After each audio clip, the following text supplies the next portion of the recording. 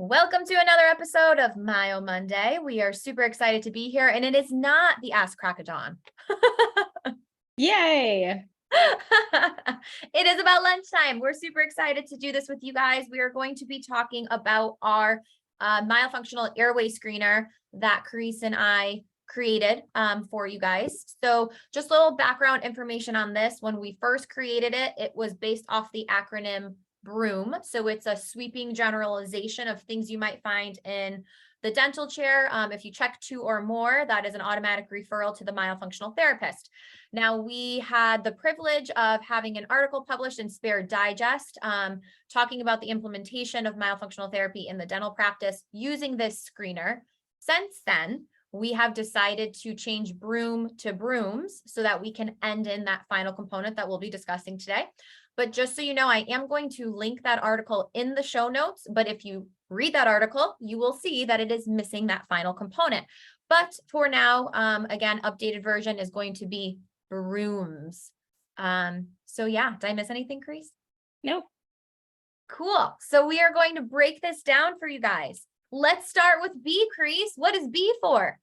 Bruxism, the magical parafunctional habit that everybody has. And apparently, the dental assumption is that it's all about stress. And yes, we're all stressed, but we also know that the other theory around it, it's very airway focused, that it's the body just trying to open up the airway. It's shifting the mandible and opening up that airway. That way you can breathe a little better.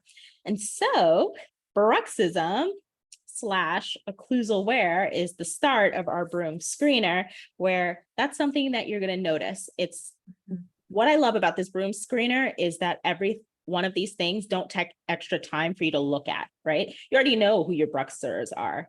We all know them. We all see them. We see the occlusal wear. They have mouth guards already, probably. And that's a whole nother podcast for another time. But Ooh, writing that down. But Bruxism is going to be our first indicator. And so, are they a Bruxer or are they not? Yes or no? Awesome. Okay, moving on to R, respiration. How are they breathing? Are they a mouth breather? Are they a nasal breather? I always suggest when you are observing this, obviously when you are walking them back to your room and throughout the appointment, but I even love to watch the patients while they're sitting in the waiting room, like catching them in their natural habitat. Are their respirations audible?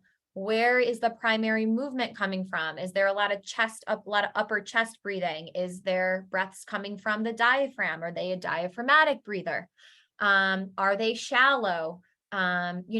You can simply literally just observe this in a patient. Now, of course, you can have the conversation with them of, do they think they're a mouth or a nasal breather? But Carice, I'm sure you can agree with me that a lot of our mouth breathers will tell you they're nasal breathers, even though you can literally hear them mouth breathing as they're speaking to you. Probably telling you that they floss every day too. People say things. Ain't that the truth? So yeah, that is what the R in respirations is. Is it within normal limits or is it audible? Is it orally through the mouth? Yay. Okay.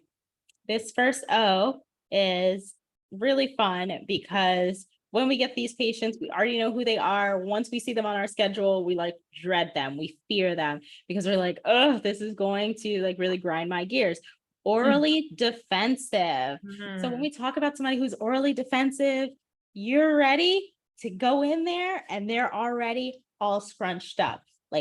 All the muscles have been activated. Okay?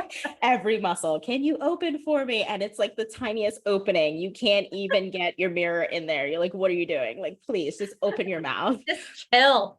Exactly. Exactly. Then you get in there and the cheek is fighting you. The lips are fighting you. Everything is all over the place. And you're like, why? Why did you have to come in today? Why couldn't you come in on a day that I was off and or on vacation?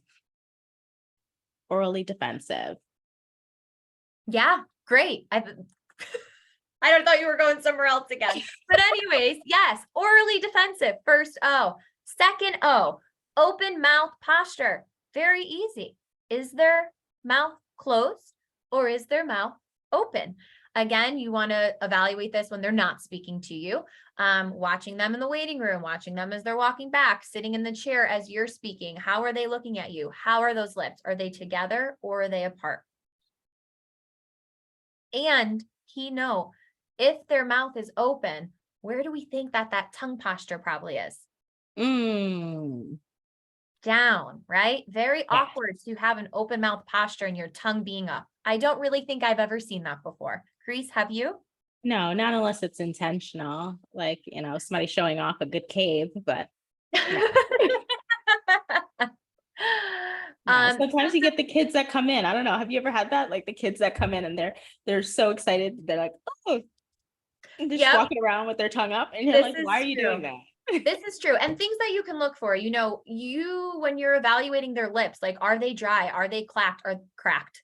Are they taking that chapstick out of their pocket during your appointment and lathering their lips? Probably a good sign that their mouth is open and they're doing some mouth breathing. Otherwise, our lips would not be dried out. Yes, very true. So the M is going to be for maxillary transverse width. Okay. So arches, like how is their maxillary arch? Look at their palate. Is it a narrow palate? Do they have an omega shaped arch? Do they have an A shaped arch or a V shaped arch? Those are kind of interchangeable, A or V. Anything other than a U that you can fit a nice cotton roll. So the average cotton roll about 37 millimeters.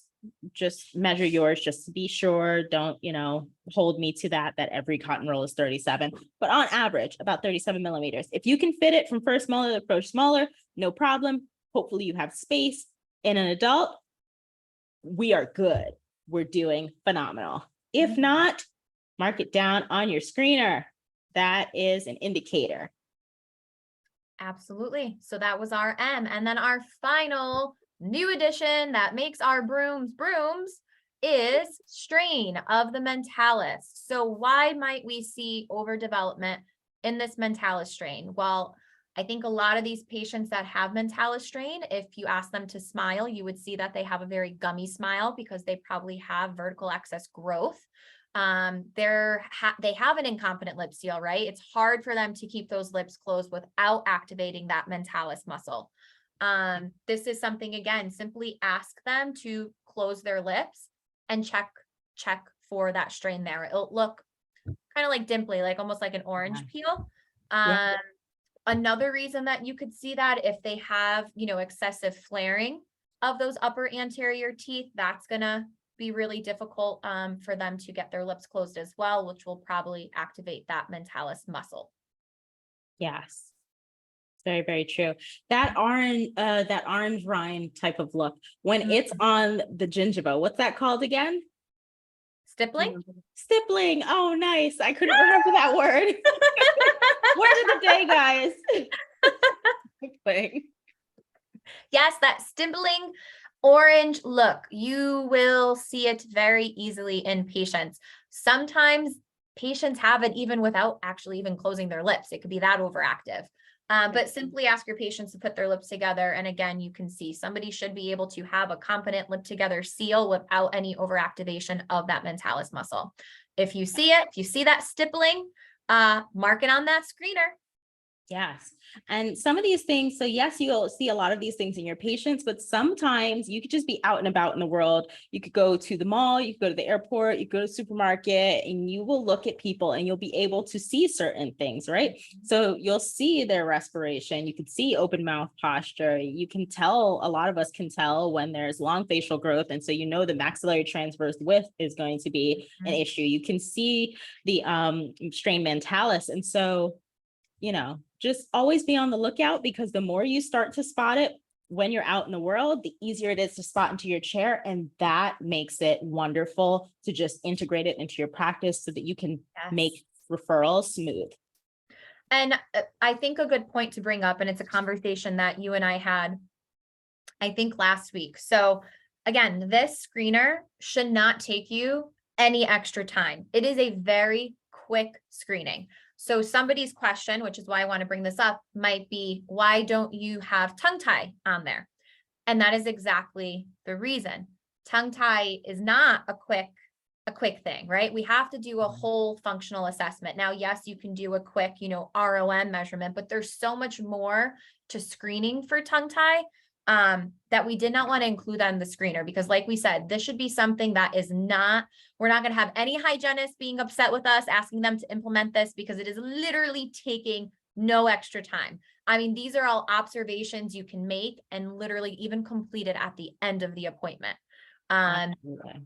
Right? I think, so yeah, I'm excited. I hope that you guys begin implementing this. If you have any questions, don't hesitate to reach out to us.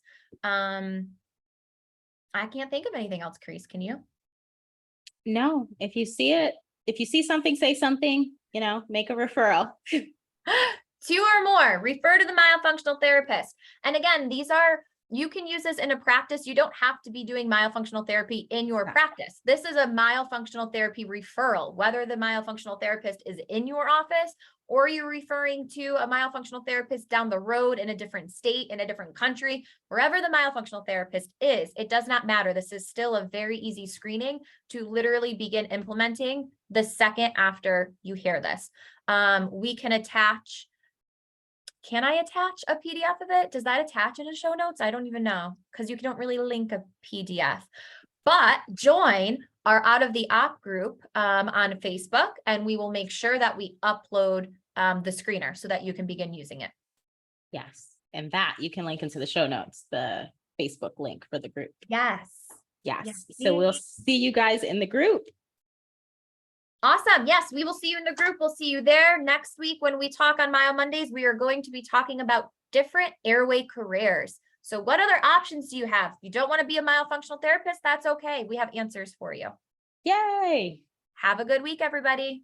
Bye, guys. Bye.